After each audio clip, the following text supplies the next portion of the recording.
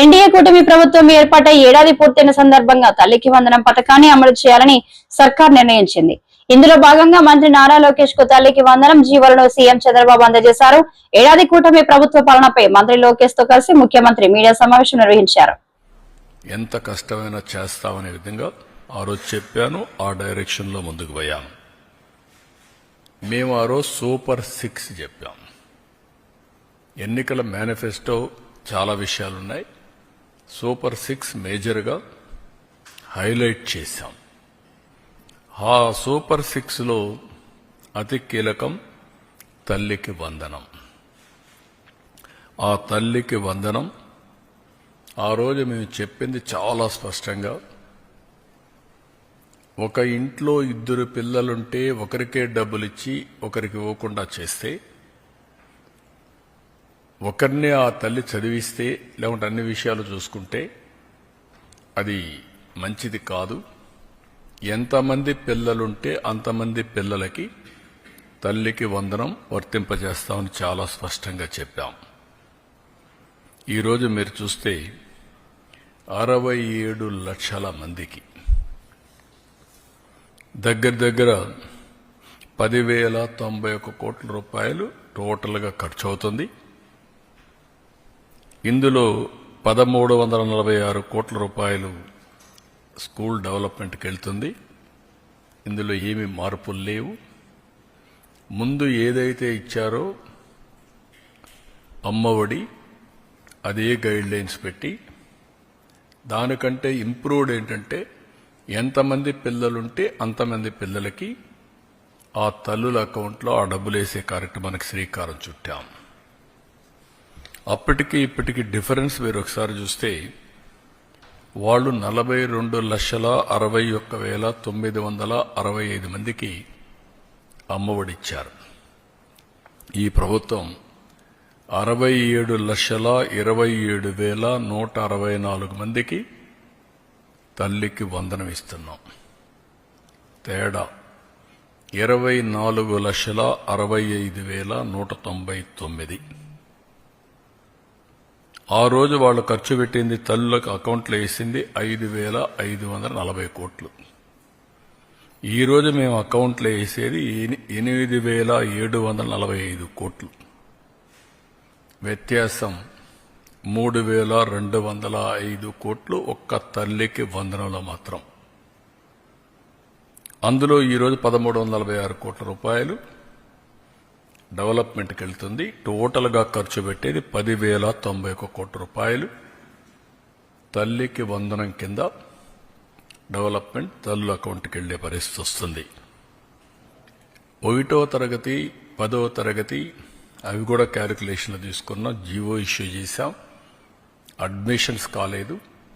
Admissions అవుతానే వాళ్ళ account కూడా తల్లుల అకౌంట్కి డబ్బులు వెళ్తుంది. ఇంకొక పక్కన తల్లి లేని పిల్లలకి, వారికి తండ్రికి కానీ లేదంటే ఎవరైతే గార్డియన్గా ఉంటారో వాళ్ళ అకౌంట్కి వేస్తున్నాం. అనాథ పిల్లలుంటే జిల్లా కలెక్టర్ నిర్ధారించినటువంటి పథకం ప్రకారం వాళ్ళ అకౌంట్లో వేసి వాళ్ళకి హెల్ప్ చేస్తాం. ప్రైవేట్ అన్ఎయిడెడ్ పాఠశాలలు చదివితే 76,000 మందికి కూడా వర్తింపజేశాం. ఇది కాకుండా ట్రాన్స్పరెన్సీ ఉండాలనే ఉద్దేశంతో ఈ జాబితా సెక్రటరియట్లో, గ్రామ వార్డు కార్యాలయాల్లో కూడా పెడతాం. ఎక్కడైనా సరే ఇబ్బందులున్నా లేకుంటే సాంకేతిక సమస్యలున్నా ఇమ్మీడియట్గా రిపోర్ట్ చేస్తే అవన్నీ కరెక్ట్ చేసి మళ్ళీ అలాంటి వారికి కూడా సహాయం చేయడానికి, ఫిర్యాదులను తీసుకోవడానికి జూన్ 26 వరకు టైం కూడా పెట్టాం. 30వ తారీఖు తుది జాబితా పెట్టి అక్కడి నుంచి ఇవన్నీ కూడా అమలు చేస్తాం. ఇంకొక పక్కన ఇప్పుడు ఇచ్చింది 2 నుంచి 10వ తరగతి వరకు ఇంటర్మీడియట్ సెకండ్ ఇయర్కి. బీసీల్లో చూస్తే 29,82,000 మంది వస్తున్నారు. ఇంకొక పక్క ఎస్సీల్లో 11,76,000 మంది వస్తున్నారు. ఎస్టీలు 4,26,000 మంది వస్తున్నారు. మైనారిటీలు 66,500 వస్తున్నారు.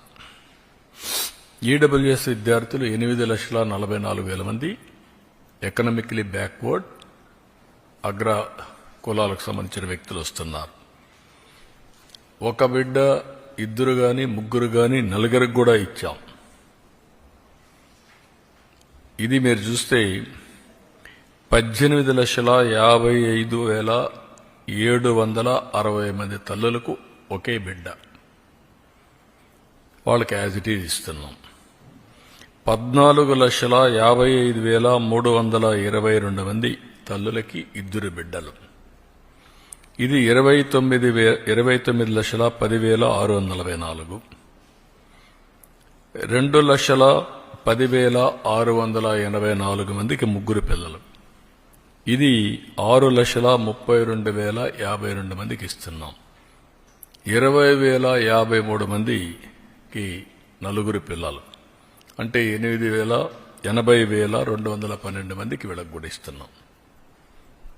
ఏ మాట అయితే నేను చెప్పానో ఆ మాట ప్రకారం, ఒక పద్ధతి ప్రకారం, ఒక మాటలో చెప్పాలంటే ఇది ఒక పాపులేషన్ మేనేజ్మెంట్కి ఒక ముందడుగు. నిన్నే జపాన్లో చూసాం, 9 మిలియన్ హౌసెస్ ఆర్ వేకెంట్. ఇంకొక పక్కన ప్రపంచం అంతా కూడా ఏజింగ్ ప్రాబ్లం, రెండోది ఎకానమీ కూడా దెబ్బతినే పరిస్థితి వస్తున్నాయి.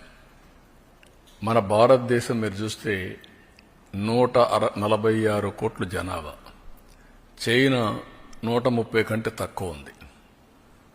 అయితే భారతదేశం కూడా రీప్లేస్మెంట్ లెవెల్ లేదు. 2.1 ఫెర్టిలిటీ రేట్ ఉంటే